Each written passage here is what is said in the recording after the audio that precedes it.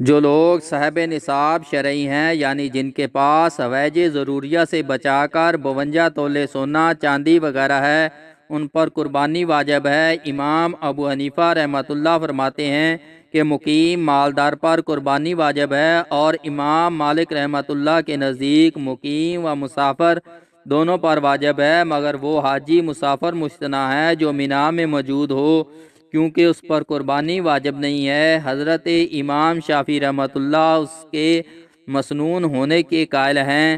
تمام گھر والوں کی طرف ایک ہی قربانی یا 2 مینڈوں کی قربانی کافی ہے۔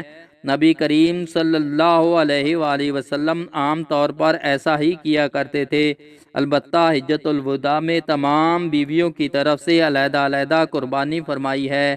قربانی بچوں کی طرف سے بھی ہو سکتی ہے۔ ابو داؤد اور موطا میں بہت سی حدیثیں ہیں جن میں بیان ہے کہ تمام گھر والوں کی طرف سے قربانی ہو سکتی ہے۔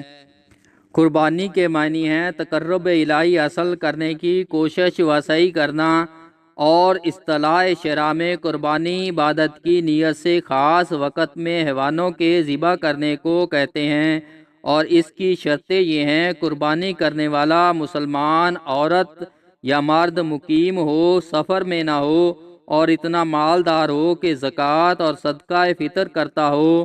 قربانی کا سبب اس کا وقت ہے، یعنی ایام نہر سے مراد ذی الحج کی 10 تاریخ کے فجر سے لے کر 12 تاریخ سورج غروب ہونے سے پہلے تک کا وقت ہے، یعنی 10، 11، 12 ذی الحج کی تاریخیں، مگر بہتر اور افضل 10 کو قربانی کرنا ہے۔ یاد رہے قربانی کے وسط مانند زکوٰۃ کے مسائل کے نصاب کا سال بھر تک باقی و قائم رہنا شرط نہیں۔ قربانی قدرت ممکنہ پر واجب ہے، خواہ قربانی کرنے والا شہر کا رہنے والا ہو یا دیہات اور جنگل کا۔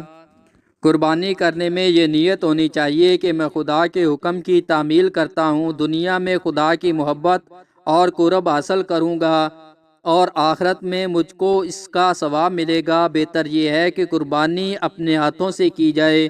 جب قربانی کا جانور ذبح کرنے لگے تو یہ پڑھے: انی وجہت وجہی للذی فاطر السماوات والارض حنیفا وما انا من المشرکین۔ ترجمہ: میں نے تو ایک ہی کا ہو کر اپنا منہ اس ذات کی طرف کر لیا جس نے آسمان و زمین کو بنایا، اور میں مشرکین میں سے نہیں ہوں۔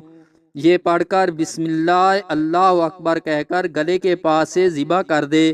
اگر اپنی طرف سے قربانی کرے تو یوں کہے: اللہم تقبل منی، اور اگر دوسروں کی طرف سے کرے تو یوں کہے: اللہم تقبل من فلان، فلاں کی جگہ اس کا نام لے دے یا دل میں نیت کر لے۔ یہ ضروری نہیں کہ ان الفاظ کو عربی میں ادا کرے یا اپنی زبان میں، بلکہ غرض یہ ہے کہ دل میں نیت اور ارادہ ہو کہ اللہ تعالیٰ تو اس کو قبول فرمائے۔